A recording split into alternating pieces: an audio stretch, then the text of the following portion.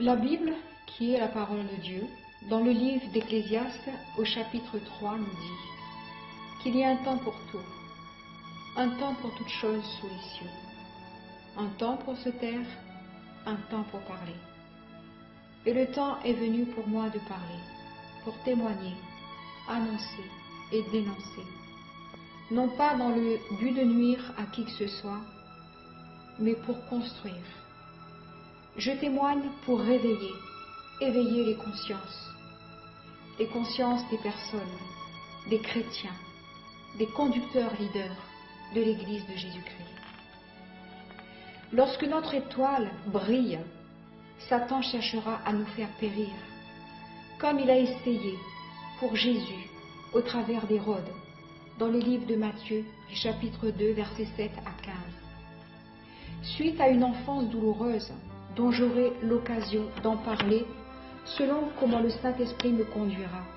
Les batailles du passé m'ont ballotté à tout vent. Après un séjour de 7 années en Île-de-France, où j'étais installée auprès de mon mari, mes 2 filles, dans notre coquette maison, l'état de mon âme qui ne prospérait guère, mais s'enfonçait un peu plus chaque jour, criait sa douleur, jusqu'à ce que l'opportunité de regagner mon île natale se présenta. Et ni mon travail, ni ma maison, ni mon mari ne pouvaient plus me retenir. Je saisis donc cette chance et préparai mon départ et celui de ma famille vers un non-retour. À 28 ans, j'étais propulsée professionnellement suite à cette mutation. Mais un jour, arriva dans mon magasin un couple. Un de mes vendeurs, qui ne donnant pas satisfaction, je décidai moi-même d'aller vers ces personnes. Nous ne sommes que des visiteurs, déclara l'homme. On a dit à votre employé qu'on est de passage. Je suis juste venu m'acheter des affaires de toilette et comme on découvre ce nouveau magasin, c'est dans un esprit de curiosité que nous sommes entrés. Je leur proposa donc de les accompagner tout le long de leur visite. Les mains croisées dans le dos, l'homme commença à me dire des paroles de connaissance sur ma vie, à me parler de mon passé, de ma personne. Un peu embarrassé, je lui demandai de s'asseoir pour qu'on en parle. Non, me dit-il, nous ne faisons que passer. Monsieur, vous entrez dans mon magasin, je ne vous connais pas, vous me parlez de ma vie, ou vous avez dit trop de choses ou pas assez. Alors venez, on va s'asseoir et on va discuter. Son épouse surenchérit en me disant « Croyez ce que vous dit mon mari ». On a fini par s'installer et ils ont décidé d'acheter le salon dans lequel on s'était assis pour un montant de 10 000 €. Vous voyez le pouvoir que vous avez, me dit-il. Je suis venu avec mon épouse en tant que visiteur et nous repartons avec un achat qui n'était pas prévu. Votre auréole brille de 1000 feux et avec un seul de vos cheveux, vous pouvez décider d'accomplir ou d'anéantir. Et dans vos mains, vous avez beaucoup de pouvoir. Voilà ce qu'il me dit. Et n'étant pas fixé sur la composition du salon, nous prîmes rendez-vous jusqu'à sa demeure afin de décider de la composition. J'y suis allée accompagnée d'un de mes boss. Ces personnes, à la peau très blanche, lui avec les yeux bleus, elle travaillant aux allocations familiales, vivaient matériellement très confortablement. Et le salon avait été payé cash. Il me dit ouvertement, reviens me voir le plus tôt possible à cause des révélations que je t'ai faites. Quand je suis allée le retrouver quelques jours plus tard, il m'a donné des plantes avec lesquelles je devais faire des bains. En même temps que je faisais ces bains, donc c'était des bains qui étaient répétitifs, qui devaient se faire une fois la semaine, sur plusieurs semaines. Il me demandait de me rendre chaque vendredi devant une statue qu'on appelle chez nous la Vierge Noire. Et il me dit qu'après avoir prié devant cette statue, qu'il fallait que je me rende au cimetière et que je fasse cette fois le tour de la croix jubilée. qu'il fallait que je m'habille de préférence de couleur blanche et que j'ai une natte dans les cheveux avec un ruban blanc.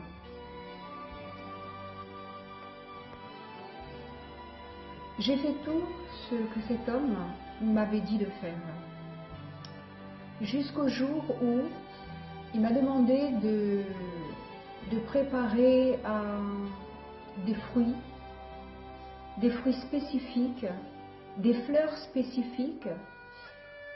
Tout cela, je devais les transporter dans une vanne et faire des incantations au bord de la mer. Il me dit, écoute, je vais te donner le nom de cette divinité que je vais inscrire sur du papier. Mais je ne te dis pas le nom de qui tu dois invoquer. Toi-même, tu vas être inspiré, tu vas être instruite, tu vas le savoir. Et quand tu auras fini de faire ce que je t'ai dit de faire, tu m'appelleras le lendemain. Le lendemain, je l'ai donc appelé. Sa première question était « Quel est le nom, le premier nom qui t'est venu à l'esprit ?» Je lui ai répondu que c'était le nom de Jésus. Parce que le nom de Jésus, c'est celui qui était inscrit en dernier sur le papier qu'il m'avait donné. Et là, je l'ai entendu se mettre dans une colère folle, me disant qu'il faut que tu viennes tout de suite me voir. J'ai des choses à te dire.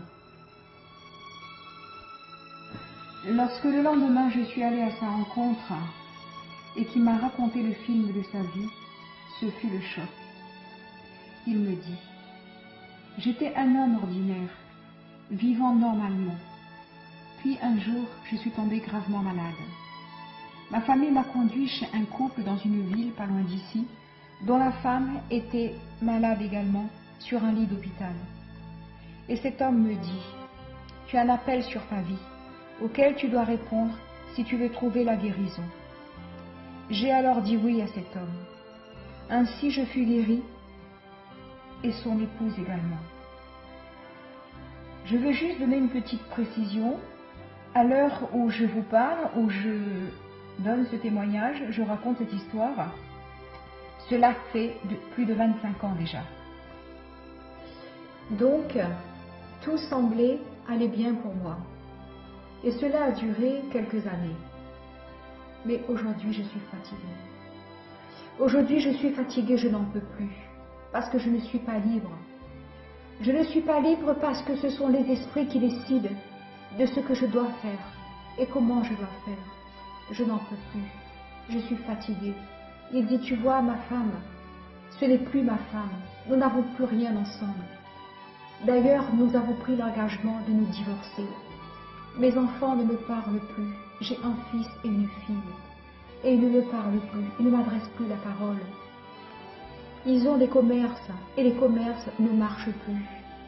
Moi, j'ai des appartements qui sont mis en location, mais depuis plus de 6 mois. Je n'arrive plus à les louer. Regarde comment je suis maigre. Ce sont eux qui décident quand je dois manger et de ce que je dois manger. Ils décident pour moi quand je dois avoir des relations sexuelles. Je veux arrêter avec eux. Et c'est pour cela, lorsque je t'ai vu, j'ai vu l'auréole au-dessus de ta tête briller. J'ai demandé à mes esprits de te donner à moi. Ils m'ont répondu non. Je leur ai demandé alors de te prendre à ma place. Ils m'ont dit que ce ne serait pas facile. Et moi, j'ai voulu essayer. Je ne les ai pas écoutés. Et j'ai échoué. Je vais avoir des représailles et recevoir des coups à cause de toi. Mais profite bien, ma petite, car tu ne profiteras pas bien longtemps. Quand je me suis séparée de cet homme, j'étais dans une grande confusion. Je ne savais plus quoi penser, quoi dire, à qui parler. Et quelque temps après cela, la situation générale a commencé à se dégrader, tant sur le plan professionnel que sur le plan financier et marital. J'ai décidé donc de démissionner de mon poste de manager pour aller vivre dans le sud et me rapprocher ainsi de toute ma famille. Les mois qui suivirent mon déménagement ne m'ont pas laissé de répit. Je faisais des cauchemars à répétition. Et c'était toujours le même cauchemar qui revenait, où des gens, des tribus, me poursuivaient pour en finir avec ma vie. Alors que la Pâque s'approchait, il arriva quelque chose d'étrange. J'avais des envies. Et dans une même semaine, on m'a offert à des gens proches une poule noire, un coq et un cabri. Et j'ai eu comme un déclic dans ma tête pour me dire qu'il y a quelque chose qui ne va pas. Heureusement qu'avec ce déclic, j'ai refusé catégoriquement. Et là, j'ai commencé à me questionner pour me dire, il y a quelque chose d'étrange qui se passe. J'ai essayé de trouver de l'aide dans mon entourage, mais personne ne pouvait me conseiller. À force d'en parler, une de mes connaissances m'invita à un séminaire d'évangélisation. Je lui fis pour réponse, je ne veux pas changer de religion. Mais elle me répondit, je ne te dis pas de changer de religion. Je t'invite simplement, à cause de ce que tu es en train de vivre, à venir assister à ce séminaire avec un pasteur de l'étranger qui est dans la délivrance. Je me suis rendue donc à ce séminaire, accompagnée de mon frère qui était alcoolique, pensant qu'il avait plus besoin que moi. Après le message, le pasteur, regardant notre direction, me demanda de m'approcher. Et il me dit, « Je ne te connais pas. » Il m'imposa les mains et pria pour moi. À la fin de ce séminaire, la personne qui m'avait invité me demanda, « Alors ?» Je lui répondis, « Alors quoi ? Je ne vois pas ce qu'il y a d'extraordinaire dans cette affaire, car je n'ai rien ressenti du tout. » Je ne croyais pas si bien dire que 3 jours après cela, en me réveillant un matin, j'ai commencé à pleurer. Des grosses larmes coulaient de mon visage et je ne savais pas pourquoi je pleurais. J'avais peur que mon mari me voie pleurer, ne trouvant pas de réponse à lui donner. Tout ce que je sais, c'est que je ne voulais pas aller travailler ce jour-là. Après notre déménagement dans le sud, nous avions réussi à créer notre propre commerce et on allait chaque jour ensemble. On travaillait côte à côte. Mais là, je n'en avais pas envie. Et comment faire pour lui dire que je ne veux pas aller travailler? Et pourquoi je ne veux pas aller travailler? Et que lui dire de mes pleurs? J'avais le détourné dans la cuisine, traînant sur la vaisselle, histoire de gagner du temps. Et je l'entendis me dire, « Bon ben, ce soir, j'y vais. » Je comprenais de moins en moins. Mais dès qu'il fut parti, je pris ma voiture pour me rendre sur le lieu du séminaire, obéissant à mon instinct, continuant à verser des larmes. Et ce lieu était le domicile des pasteurs locaux. L'épouse venant à ma rencontre me dit, « Venez, on vous attendait. » À cause de mon regard inquisiteur, elle ajoutait, « Ce matin dans nos prières, Dieu nous a parlé d'une femme, et vous êtes cette femme. » Mes larmes n'ont pas cessé pour autant, et j'en avais honte, car je ne les connaissais pas. J'avais honte de pleurer devant des gens que je ne connaissais pas. C'était le jour du départ du pasteur étranger qui était venu accompagné d'une servante de Dieu. Tandis qu'il était avec le pasteur local, l'épouse appela la servante de Dieu pour prier pour moi, en me faisant asseoir sur une chaise. Et elle répondit, « Non, non, non, non, vas-y, prie toi-même, car je suis en train de terminer mes valises. » « Sœur, reprit l'épouse du pasteur, tu rateras cet avion s'il le faut, mais on doit prier pour cette femme. » Femme s'avança et dit à l'épouse du pasteur, « Mais pourquoi elle pleure comme ça? Dis-lui d'arrêter de pleurer. » L'épouse du pasteur répondit, « Laisse faire le Seigneur, laisse faire le Saint-Esprit. » Et soudainement, j'ai senti comme une main se poser sur mon cœur et j'ai arrêté de pleurer. Une paix profonde envahit tout mon être et c'est elle qui a commencé à pleurer. Elle a pleuré comme je pleurais. Des grosses larmes perlaient sur son visage comme sur le mien. Et je la regardais pensant, eh ben voilà, Dieu l'a punie. Elle croyait que je faisais exprès de pleurer, comme si c'était facile. Et bien maintenant, elle sait ce que c'est de pleurer, sans savoir pourquoi. Et je la regardais. silencieuse. L'épouse du pasteur ne disait rien. Puis tout d'un coup, elle commença à parler, disant « J'ai un message de Dieu pour toi. Lorsque tu étais enfant, que tu te réfugies dans ta chambre, j'étais là près de toi. Je connais tes souffrances. J'ai vu ton humiliation, ta honte, le mépris, le rejet sur ta vie. Je connais toutes ces choses. Je t'ai vu aller sur cette montagne auprès de ce monsieur. Je sais tout de toi. Et là, je pleurais à nouveau, pensant que Seigneur, tu existes réellement. Dieu, tu es vrai. Dieu, tu connais tout. Je n'ai plus rien à te raconter. Je n'ai plus rien à te dire. Tu es vivant. Tu es réel. Tu sais tout. Après un temps de prière avec les deux servantes de Dieu, mon visage ne fut plus le même. Je fus comme transformée, comme quelque chose de neuf, de nouveau, qui démarrait, qui repartait pour moi. Et je compris que c'était la nouvelle naissance. Commença alors pour moi des jours nouveaux, des jours heureux. Justin. Les réunions de prière se déroulaient au domicile du pasteur. Nous étions une petite communauté où les chrétiens étaient fidèles et bouillants. Et nous avons vécu des temps de réveil où les gens étaient délivrés d'esprits démoniaques et de nombreuses conversions s'ensuivirent. J'étais si zélée que je ne manquais aucune des réunions et je croissais spirituellement dans l'intercession, les paroles de connaissance, la délivrance, l'évangélisation et conversion. Je subissais aussi de l'opposition. Dans ma famille, des critiques, des amis qui m'ont tourné le dos, mais cela ne m'a pas affecté vraiment. L'Église a connu un tel réveil que nous avons dû déménager 2 fois pour des locaux plus grands. Mais lorsque les persécutions sont arrivées à l'Église, a commencé à l'Église, et que la situation s'est aggravée, hormis les jalousies, les calomnies, les médisances, suite à l'absence de mes pasteurs leaders qui m'avaient confié une réunion entre sœurs, 3 ans après ma conversion, seul le Saint-Esprit m'avait assisté lors de cette réunion. Et à cause de cette réunion, j'ai rencontré de l'opposition. Les anciens ne m'ont pas du tout assisté.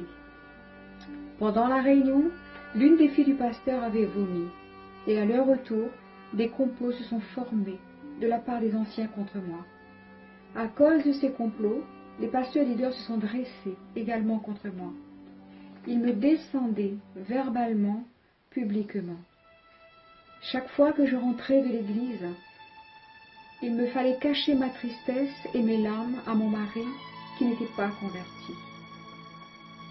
Et l'opposition est devenue si forte et constante que je n'avais plus le droit de dire ou de faire grand-chose, au point de me faire expulser de l'église. J'ai essayé de tenir bon, car le Seigneur m'avait donné beaucoup de paroles de connaissance de ce que j'étais en train de vivre, ce qui m'aidait à tenir. Mais lorsqu'ils m'ont mis toute l'église à dos, je me suis sentie abandonnée, seule, incomprise, rejetée, humiliée, méprisée. Des chrétiens étaient même venus sur mon lieu de travail pour me chercher querelle. J'avais repris la cigarette. Mon mari m'avait laissée pour une autre. Mes amis convertis au travers de moi m'ont ignoré. Ma famille ne me parlait plus. Je redoutais les nuits, ne trouvant pas le sommeil. Et je refusais de me lever lorsque le jour arrivait. Exactement comme dans le livre de Job, au chapitre 3, verset 20, lorsqu'il disait « Pourquoi Dieu donne-t-il la lumière à celui qui souffre et la vie à ceux qui ont l'amertume dans l'âme, qui espèrent en vain la mort et qui la convoitent plus qu'un trésor, qui seraient transportés de joie et saisis d'allégresse s'ils trouvaient le tombeau, à l'homme qui ne sait où aller et que Dieu cerne de toutes parts. Mes soupirs sont ma nourriture et mes cris se répandent comme l'eau. Ce que je crains, c'est ce qui m'arrive. Ce que je redoute, c'est ce qui m'atteint. Je n'ai ni tranquillité, ni paix, ni repos, et le trouble s'est emparé de moi. Voilà ce que j'étais. J'étais exactement comme Job, au chapitre 3 du verset 20. D'ailleurs, en ce temps-là, dans ma souffrance, alors que j'étais face à mon jardin, des paroles bouillonnaient dans ma tête, et voilà ce qui en est ressorti. Comme un jardin abandonné dont les fleurs se mettent à tomber, il crie au frais, mais rien ni personne pour l'arroser. Même les passants n'osent plus le regarder, tant il a perdu de sa beauté. Qui aura un peu de compassion et d'attention pour que son gazon retrouve son ton et enfin son nom. J'étais si bas que je souhaitais la mort, croyant que cela venait de Dieu. Il m'avait donné une famille et du bonheur, et voilà qu'il a tout repris. Je culpabilisais, cherchant où, comment j'avais failli.